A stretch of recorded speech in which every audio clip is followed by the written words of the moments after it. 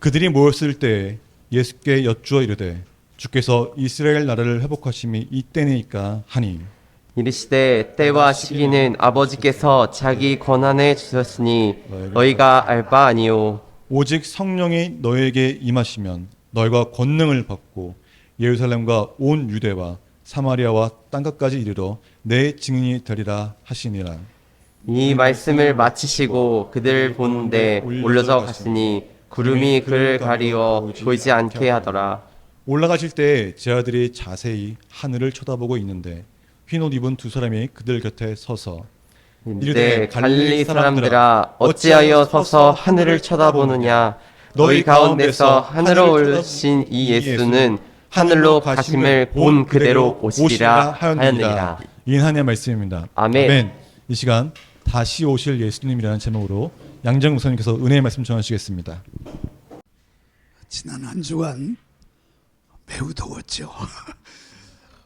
열대야까지 겹쳐서 아마 잠도 편히 못 주무신 분들이 많이 계실 텐데, 그럼에도 불구하고 건강한 모습으로 하나님 앞에 예배할 수 있다는 거 얼마나 감사한 일인지 모릅니다. 아멘.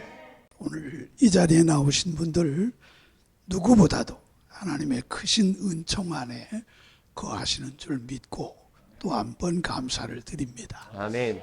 또 우리 지 목사님이 이 무더운 때 정말 좋은 집회에 참석을 해서 놀라운 은혜를 받고 돌아오신 것 같습니다. 자랑할 게 참 많을 것 같은데, 사실은 오늘 설교는 저렇게 따끈따끈할 때 우리 지 목사님이 하셨으면 더 좋았을 뻔했는데 뭐가 아니에요. 이건 두고두고 잘 새겨서 더 좋은 말씀으로 양들을 치리하게 될 줄로 믿습니다. 아멘. 오늘은 우리 지 목사님께서 특별히 재림에 대한 설교를 좀 하시면 좋겠습니다 라는 얘기를 한 2달 전부터 하셔서 저도 2달 전부터 준비는 했는데 여러분들에게 마음이 열리고 또 하나님의 말씀은 믿고 듣는 게 축복인 줄 압니다. 아멘. 아무리 좋은 말씀을 또 아무리 좋은 강사가 말씀을 전해도 우리 마음이 열리지 않으면 하나도 안 들어갑니다. 여러분 가끔 그런 비유를 듭니다만은 병에 물이 들어있지만은 뚜껑을 닫아 놓으면 아무런 효과가 없습니다. 뚜껑을 열어놔야 마실 수도 있고 또 그것을 음미할 수가 있는 게 되리라고 보는데, 모쪼록 이 시간 여러분의 마음이 활짝 열려서 하나님의 말씀이 충만해지기를 주님의 이름으로 축복해 드립니다. 아멘. 세상에는 불가사의한 일들이 참 많지요. 그래서 옛날에는 요즘도 그렇습니다만은 7대 불가사의다, 무슨 3대 불가사의다, 예전에 그런 일들이 참 많았습니다. 그 불가사의한 것들 가운데 하나가 피라밋이라는 거지요. 여러분들께서도 가보셨는지 모르겠습니다만은 저는 2번 가봤습니다. 피라밋을. 한 번은 성지순례를 위해서, 사실은 저도 한 90년대 중반에 한 번 갔는데 너무 좋아서 그 다음에 우리 성도들, 교회 안의 성도들 22명을 데리고 바로 그 다음에 또 한 번 갔다 왔습니다. 그래서 2번 제가 피라밋에 들어갔다 나오면서 정말 불가사의하구나, 이걸 어떻게 만들었을까, 이게 왜 생겼을까, 이런 생각을 많이 하고 그 다음에 돌아와서 이 피라밋에 대해서 많이 책을 봤습니다. 여러 가지 놀라운 일들이 많지만 어떻든 당대의 사람들 또 몇 세기 후의 사람들도 불가사의하다, 이렇게 결론을 내렸던 것을 보게 됩니다.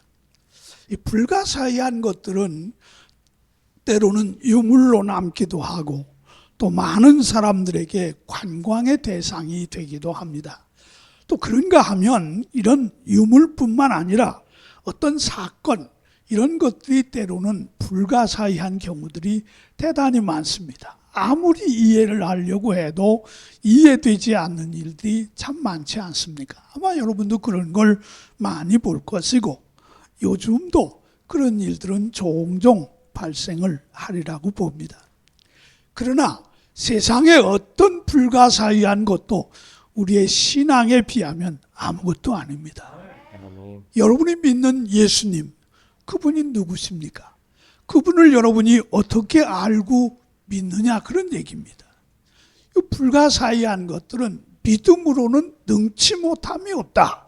이게 바로 사도 바울이 얘기한 것이고 우리 하나님 예수님도 똑같은 말씀을 하셨습니다. 믿는 자에게 능치 못함이 없는데 왜 너는 의심하느냐? 이 믿음이 적은 자야. 이렇게 책망한 적도 있는 걸 봅니다. 여러분 오늘도 고백하셨지만 여러분이 예배에 참여해서 꼭 신앙 고백을 합니다. 신앙 고백의 첫 번째는 하나님께 대한 고백입니다. 전능하사 천지를 지으신 하나님 아버지를 내가 믿사오며, 여기서 우리는 창조주 하나님과 그가 인류의 모든 것을 소유하신 분이라고 하는 걸 고백합니다. 아멘. 그 다음 고백이 뭡니까? 그 아들 예수님에 관한 고백입니다. 오늘날 우리의 신앙을 얘기할 때, 바로 우리 신앙을 얘기할 때 여러분 보통 말하기를 너 예수 믿어? 이렇게 얘기합니다. 전도할 때도 예수 믿고 구원 받으세요. 이렇게 얘기를 합니다. 우리의 모든 신앙의 핵심은 예수 그리스도입니다. 과연 내 속에 예수 그리스도가 있냐 없냐, 내가 예수를 어떻게 믿느냐, 여기에 따라서 우리의 신앙의 질이 달라지는 걸 보게 됩니다. 여러분 그 신앙 고백, 우리가 흔히 말하는 사도신경, 예수님께 대해서 뭐라고 고백을 합니까? 한번 해보시죠. 그대로 다시 봐야죠. 잘 모르시면 다 보세요. 찬송가에도 있고 또 저 성경의 앞뒤 어느 쪽인가 다 있지 않습니까? 한번 보세요. 우리 주 예수는 어떤 분이신지. 예, 첫째가 성령으로 잉태된 분이다. 이거 불가사의 아닙니까? 마리아가 얘기한 대로 나는 남자를 알지 못하고 동침한 적도 없는데 내가 어떻게 잉태합니까? 어떻게 임신합니까? 이렇게 천사에게 대답한 걸 봅니다. 이걸 인간적으로 말하면 불가사의죠. 어떻게 여인이 남성을 가까이 하지 아니하고도 아이를 가질 수 있는가? 이런 거는 인류 역사를 통해서 봐도 전혀 불가사의에 속하는 겁니다. 그런데 여러분은 날마다 그걸 믿는다고 고백을 합니다. 그렇죠? 그냥 입으로만 고백합니까? 우리가 사도신경을 뭐라고 그래요? 신앙 고백이라고 그럽니다. 입으로 고백하는 게 아니고 내 마음 전체를 다해서 고백하는 건데, 우리가 믿는 예수님은 바로 동정녀 탄생을 하셨습니다. 뭐 쉽게 말하면 왜 동정녀 탄생이냐 물으면 죄 지은 인간을 구원하러 오시기 때문에 죄 없는 사람이 와야 됩니다. 그래서 하나님께서 그를 성령으로 잉태케 하셨다. 두 번째 고백은 뭐죠? 예수님께 대한 고백. 네, 두 번째 고백의 핵심은 십자가에 못 박혀 죽으신 겁니다. 예수님이 십자가에 못 박혀 죽으시기 전에 십자가는 뭐냐? 저주입니다. 그렇죠? 절망이고 저주고. 그래서 거기 십자가에 못 박힌다고 하는 것은 죽음 가운데서도 가장 최악의 죽음이었습니다. 여러분 잘 아시는 대로 옛날 이 농마 시대의 사용 방법이 세 가지가 있습니다. 첫째가 뭐냐 그러면 사람을 큰 돌에 묶어서 같이 물에 던져버리는 겁니다.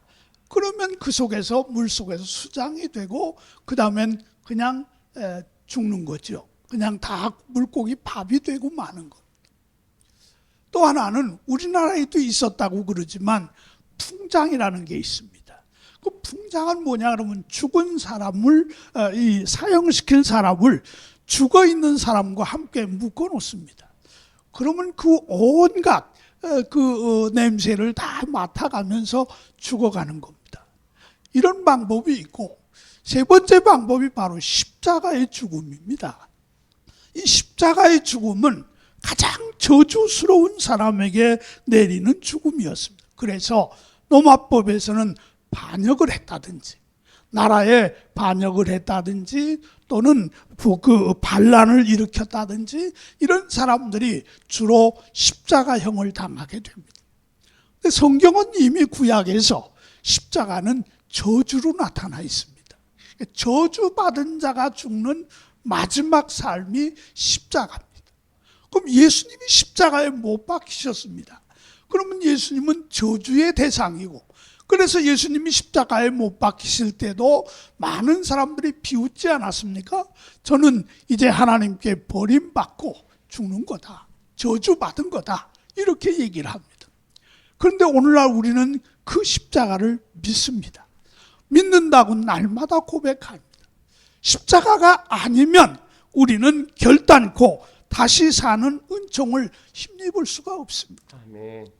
저주의 십자가가 오히려 우리에게는 구원의 십자가가 됐습니다. 아멘. 로마서 1장 18절 잘 아시죠? 유대인이나 헬라인에게는 십자가가 거리끼는 것이고 또 어리석은 것으로 보이지만은 구원받은 우리들에게는 하나님의 능력이 된다, 이렇게 얘기하고 있습니다. 이걸 보면 우리가 믿는 십자가도 불가사의한 겁니다. 믿을 수 있겠습니까? 그 전까지는 그냥 저주의 십자가, 그러면 다 믿을 수 있겠지. 그러나 구원의 십자가가 됐다, 이건 믿을 수 있는 게 아니지 않습니까? 그럼에도 우리는 그걸 믿음으로 받아들여서 믿고 사는 사람들입니다. 여러분들께서 참으로 주님의 십자가 나도 지고 가겠다, 이렇게 고백하면서 살아가는 이유는 그 속에 구원의 능력이 있기 때문인 줄로 믿습니다. 아멘. 세 번째, 뭐라고 또 고백을 합니까? 세 번째, 예, 장사된 지 사흘 만에 죽은 자 가운데서 다시 살아나셨다. 죽었다가 다시 사는 경우가 있을까요? 뭐 인간적으로 생각하면 잠시 죽었다가 살아나는 사람들 있다고 얘기하지요. 그러나 영원히 죽은, 그야말로 왜 여기 사흘 만에를 강조했는가? 여러분 잘 아시는 대로 우리 전통 장례법에 보면 보통 사흘장을 하지요. 사흘장을 하는 이유가 뭐 여러 가지 있다고 그래요. 들려 내려오는 대로 혹시 하루 만에 살아나는 수도 있고, 또 혹시나 잘못된 경우도 있어서 기다려본다는 의미도 있다고 그럽니다. 그러나 오늘 우리가 분명히 아는 것은 사흘이 지나면 어떤 생명체도 죽음에서 다시 살아날 수가 없다는 겁니다. 그런데 예수님이 사흘 만에 다시 사셨습니다. 이런 불가사의가 세상에 어디 있습니까?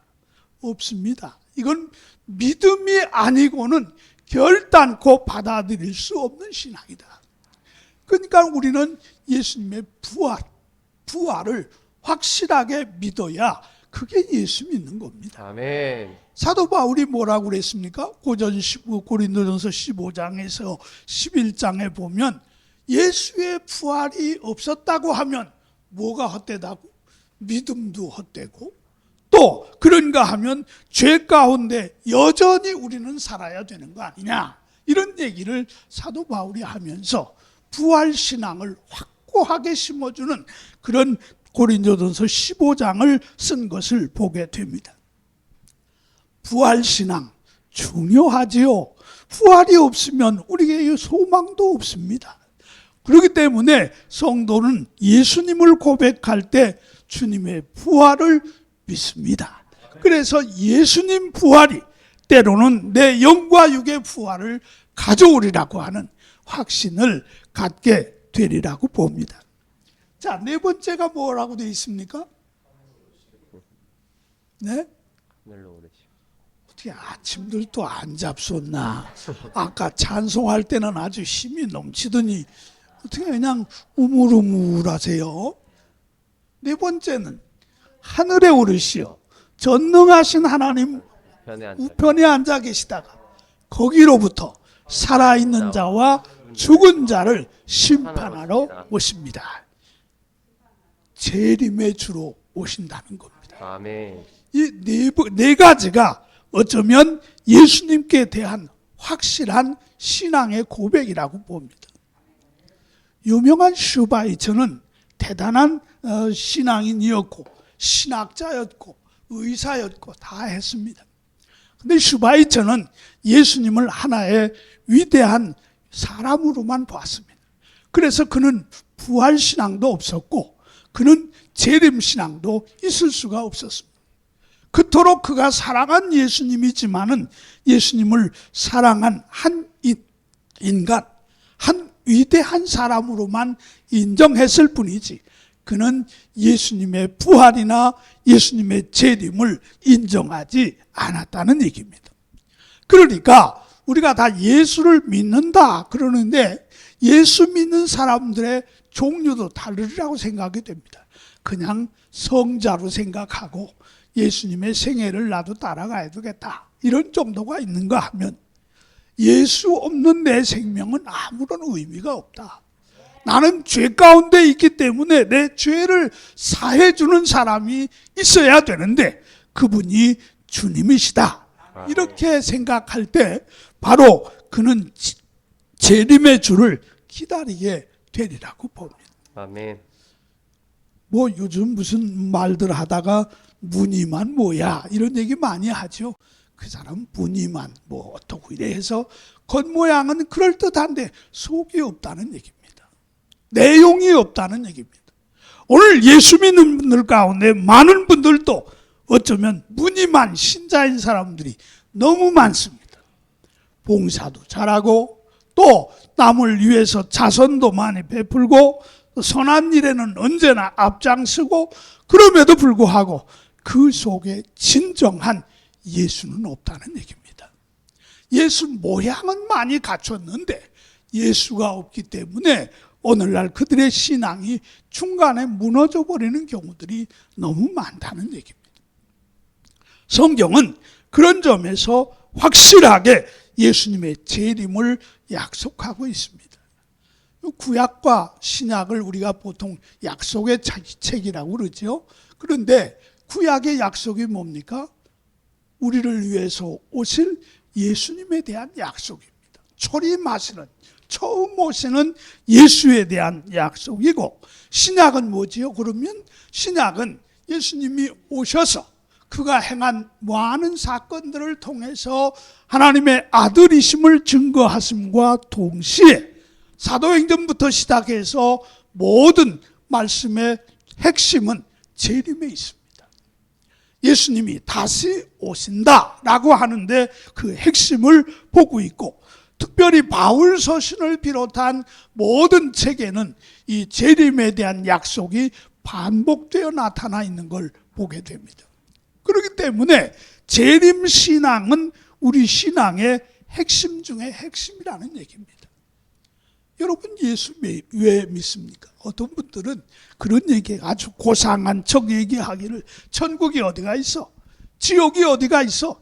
그냥 이 땅에서 착하게 살면 되는 거지. 나는 천국 안 가도 좋아. 이렇게 얘기를 합니다. 그 신앙이 아닙니다.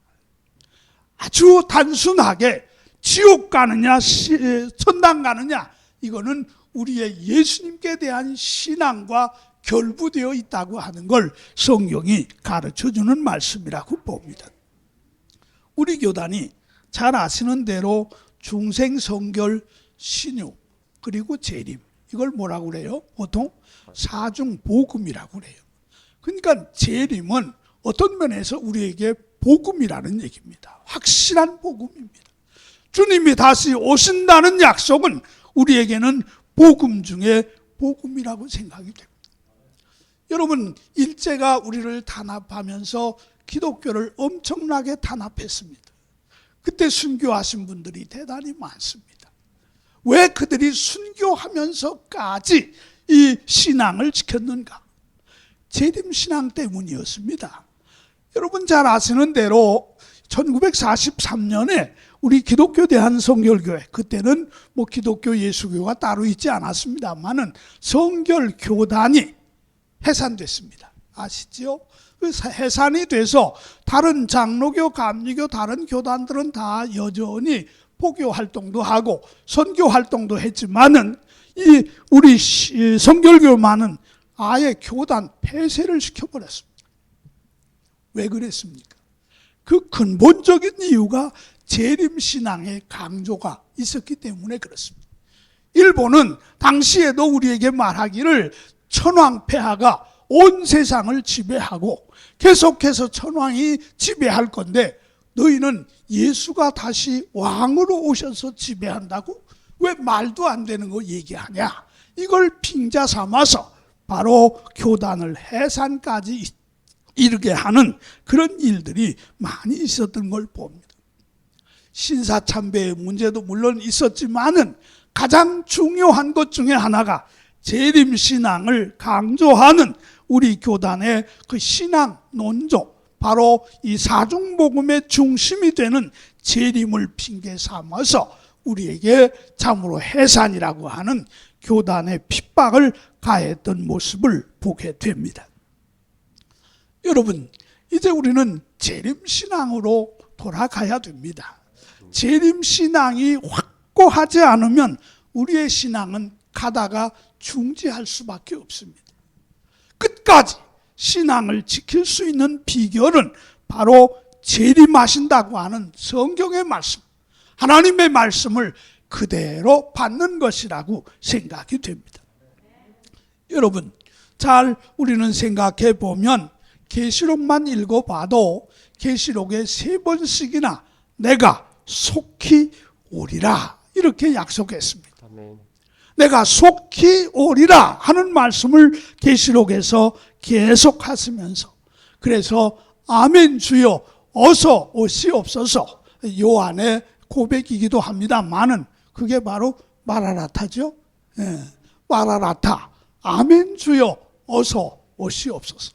이 신앙을 가진 사람들만이 삶을 이겨낼 수가 있다는 얘기입니다. 아멘. 저는 그 요한이 계시받았다는 밤모섬도 한번 가봤습니다. 밤모섬도 한번 다녀왔는데 어찌 고생을 했는지 두 번째는 밤모섬 빼버렸습니다. 우리 신자들 데리고 가자고 처음에 다 일정을 짰는데 밤모는 빼라고. 그 밤모는 지금 터키의 쿠사다시라고 하는 항구에서 배 타고 한 4시간 갔나요? 5시간? 그 정도 가요. 근데 겉보기는 바다가 잔잔해요.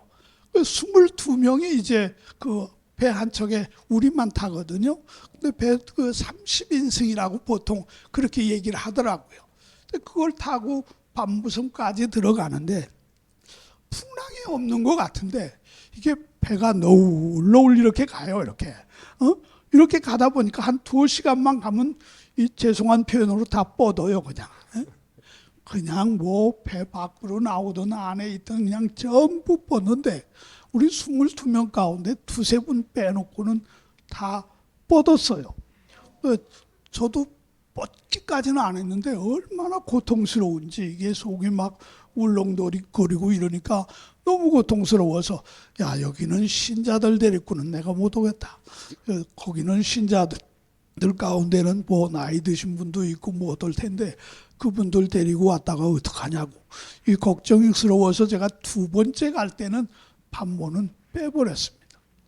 인생 사는 게 참 재밌더라고요. 그래서 밤모 가서 고생 실컷 했는데 아침에 출발을 해서 한 12시쯤 도착해서 밤모섬 꼭 제일 높은 지역에 있는 요한이 계시를 받은 그 기념 그 관이 있어서 거기 가서 이제 요한이 뭐 손을 이렇게 대고 일어났다 앉았다 해서 거기 손자국이 있다고 푹 들어갔다고 그런 거 보고 왔는데 거기서는 이제 다시 터키로 안 오고 다시 터키로 간다고 그랬으면 놀랬을 건데 터키로 안 가고 이제 거기서 그리스로 이렇게 넘어가더라고요. 근데 그리스 가는 배는 12시간을 탄대.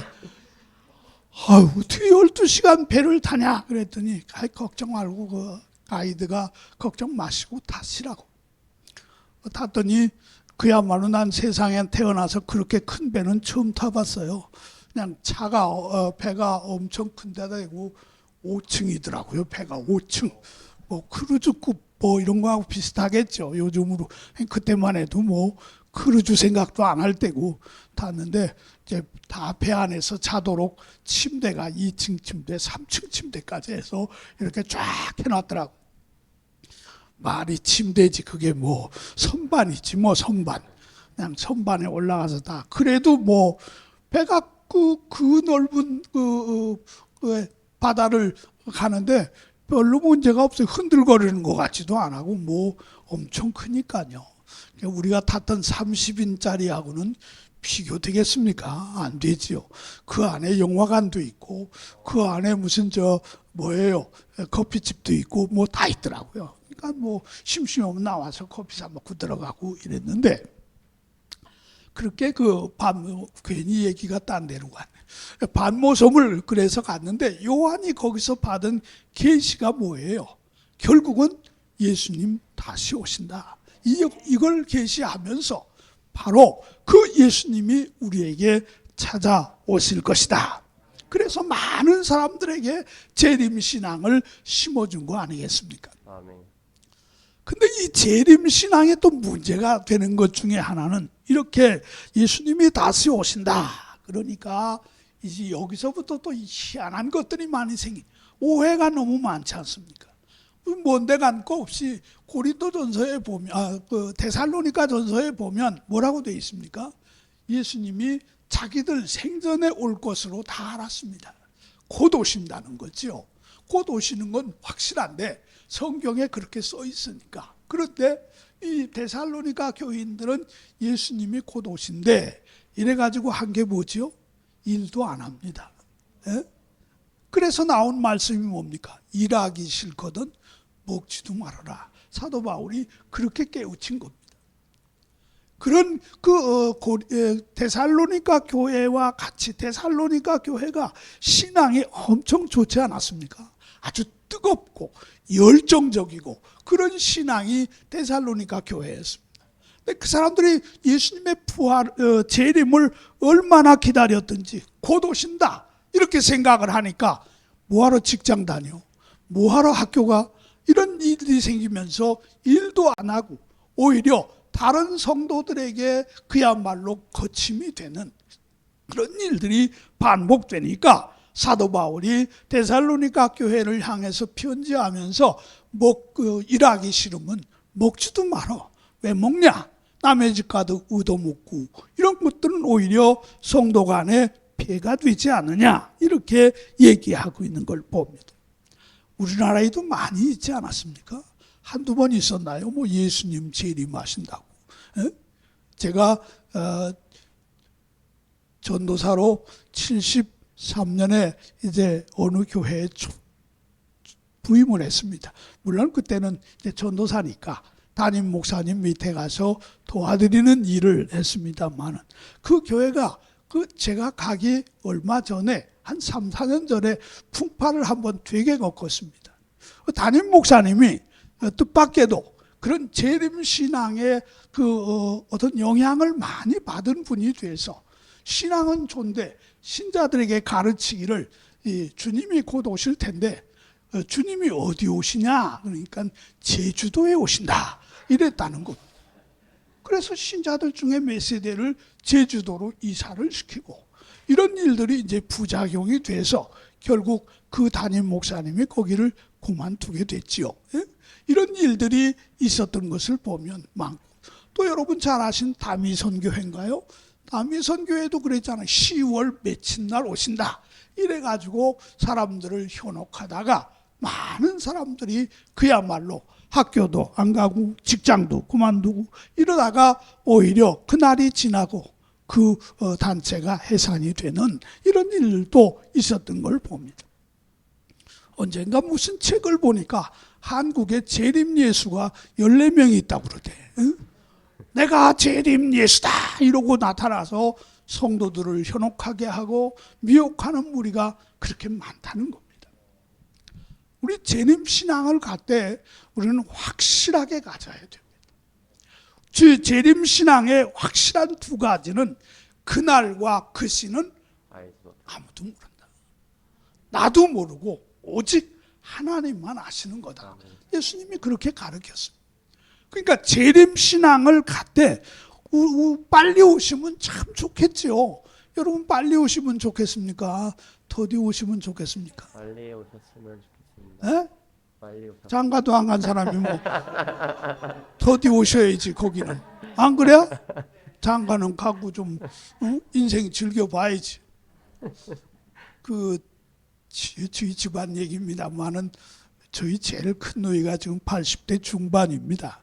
아주 건강하신데 권사님이시죠.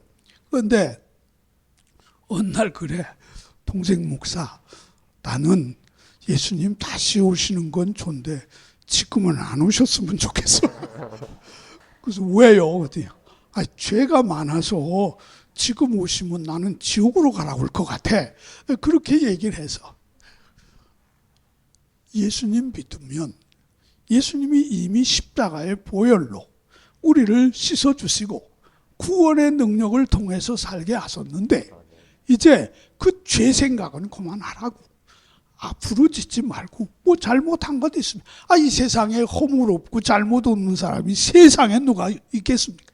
그러니까 예수님 어서 오세요 그러세요. 누이는 연세도 많은데 갈 때도 가까운 양반이 빨리 오시면 좋지 뭘 지금 안 왔으면 좋겠냐. 재림신앙은요 자칫 잘못하면 미혹을 받습니다. 또 우리의 모든 심정, 인생이 괴롭고 살기가 힘들고 어쩌고 저쩌고 하다 보면 에이 주님이 빨리 오셨으면 좋겠다. 그거 아니에요. 그것도 아닙니다. 내 인생이 어떻든지 간에 우리는 주님 오시는 날 모릅니다. 그래서 성경은 우리 재림신앙을 가진 사람들의 삶에 대해서 두 가지를 확실히 얘기를 합니다. 오늘은 그 두 가지만 간단하게 말씀을 드리고 마치려고 그럽니다.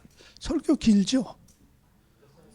저기 저 뒤에 앉은 양반이 나 설교 길게 만들었어.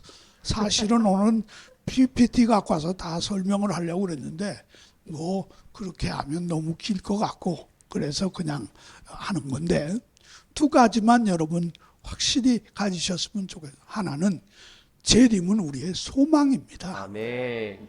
우리가 재림이라고 하는 주님의 다시 오심이 없으면 우리의 모든 삶은 소망이 없는 게 됩니다. 죽으면 끝일지 모르고 또 우리가 이 땅에서 잘 살았건 못 살았건 그것도 다 끝나고 맙니다. 죄를 많이 지은 사람이건 적게 지은 사람이건 그거 다 주님이 재림이 없으면 죽음이면 다 끝나는 겁니다. 그렇기 때문에 우리 성도들의 소망은 오직 주님이 다시 오시는 겁니다. 아멘. 괴로워도 참을 수 있는 것, 슬퍼도 참을 수 있는 것, 재림신앙을 가진 사람들에게는 가능한 일이라고 봅니다. 우리 성경 한 군데 찾아보십시다. 데살로니가 전서 2장 19절 우리 다 같이 한번 읽어볼까요?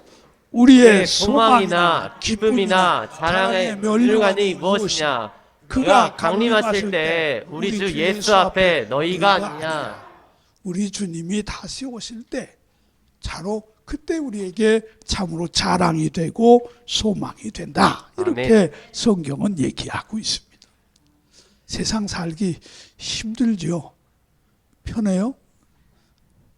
좋아요? 뭘 좋아요? 좋기는. 날은 덥지. 코로나는 또 뭐 또 한 번 유행한다지. 뭐 좋긴 뭘 좋아요? 그런가 하면 뭐 경제는 바닥이라지. 앞으로 어떤 경제 파탄이 올는지 모른다고 겁주는 건지 뭐 하는 건지 뉴스 보기도 싫을 정도로 맨날 그런 얘기만 하잖아요. 성도 여러분, 세상이 아무리 힘들어도요, 우리는 다시 오실 주님을 생각하면 소망이 솟아나야 됩니다. 아멘. 그런 믿음 가지고 살아야 됩니다. 아멘. 제 친구 중에 장로님이 한 분 계세요.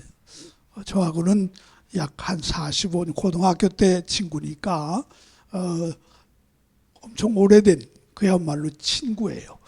근데 지금은 저 카나다 가서 이민을 한 30년 전쯤 갔어요.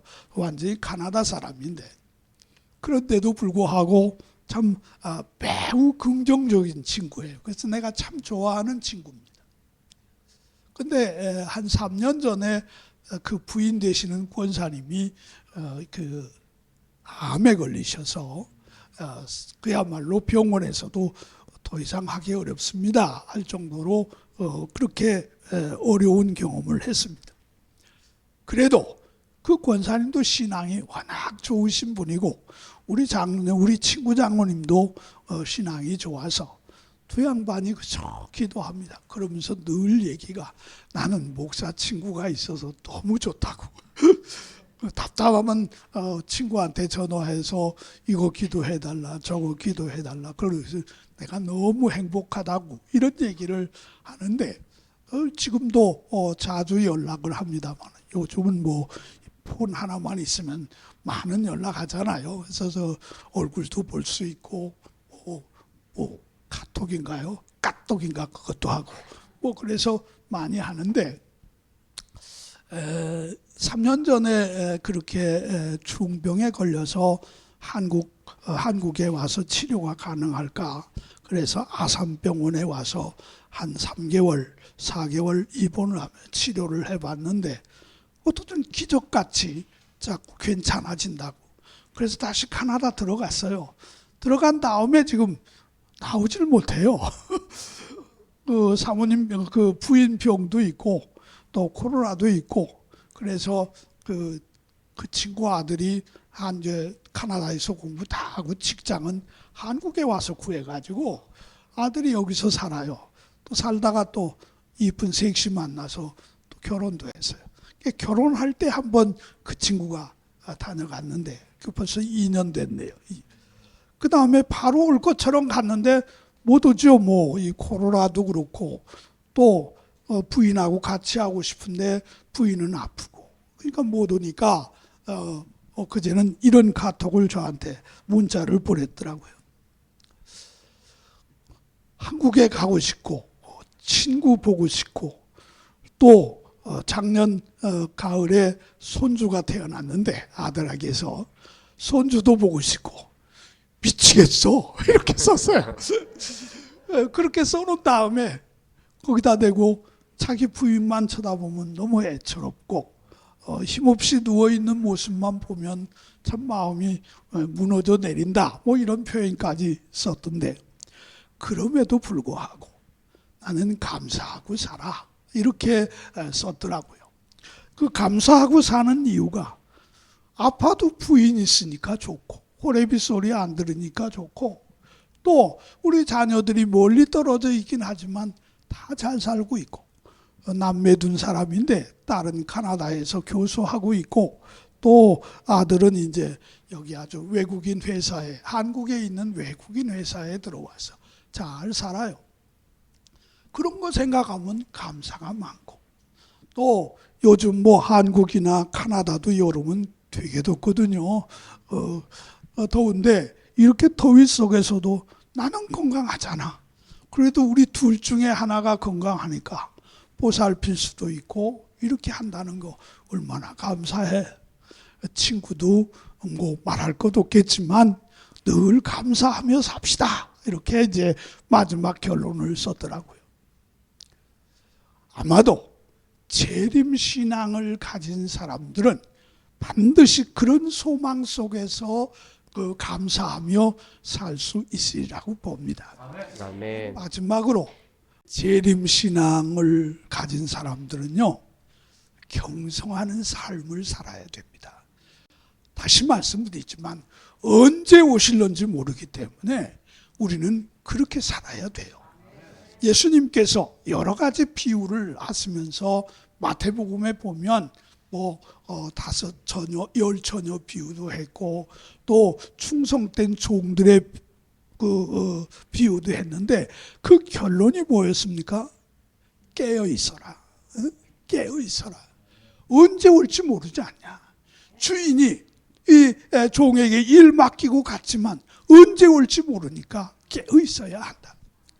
우리는 바로 이 재림신앙의 의미 가운데는 우리를 경성하게 하는 요소가 있다는 걸 깨달아야 됩니다. 손자들 보니까요, 손자, 손녀 보니까 막 집을 다 어지러 놓고 지 엄마 직장 가 있는 동안, 엄마 아빠는 직장 가 있는 동안 막 하다가 저녁 때 한 5시쯤만 넘으면 정신이 없어요. 뭐 하느라고? 정리하느라고. 그거 그대로 놔두고 엄마가 오면 또 혼날 것 뻔하고 아빠가 오면 더, 이 아빠는 군인이라서 보통 그 깨끗한 게 아니야. 그야말로 뭐 이렇게 만져서 먼지 하나만 있어도 뭐라고 할 판인데, 그러니까 애들이 다 어지럽고 막 놀다가도 시간이 딱 되면 어느 정도 시간이 엄마 아빠 올 시간이다 그러면 정리하는 거예요. 제가 그 모습을 보면서도 우리 믿는 사람들도 좀 저렇게라도 살았으면 좋겠다. 근데 저렇게라도 살았으면 좋겠는 게 아니라 그렇게 살아야 됩니다. 왜? 엄마 아빠는 오후 5시, 6시면 들어올는지 모르지만 우리 예수님은 언제 오신다는 얘기가 없습니다. 알려주지도 않았습니다. 그러니까 우리는 정신 차리고 깨어 있어야 된다. 아멘. 사랑하는 성도 여러분, 오늘 말씀은 재림신앙을 확고히 가져라. 아멘. 두 번째는 그 재림신앙의 의미 속에서 내 신앙의 삶을 잘 이어갈 수 있어야 된다. 그래야 하나님 앞에 있을 때 부끄럽지 않고 우리 부르는 찬송, 우리 듣는 말씀대로 말하라다. 아멘. 주여 어서 오시옵소서. 두려움 없이 오히려 기쁨으로 주를 맞이할 수 있으리라고 믿습니다. 아멘. 사랑하는 성도 여러분, 재림신앙에 확고하게 서서 소망 중에 즐거워하며 주님 오실 때 기쁨으로 그를 영접할 수 있는 성도들이 되시기를 주님의 이름으로 축원해 드립니다. 아멘. 기도하겠습니다.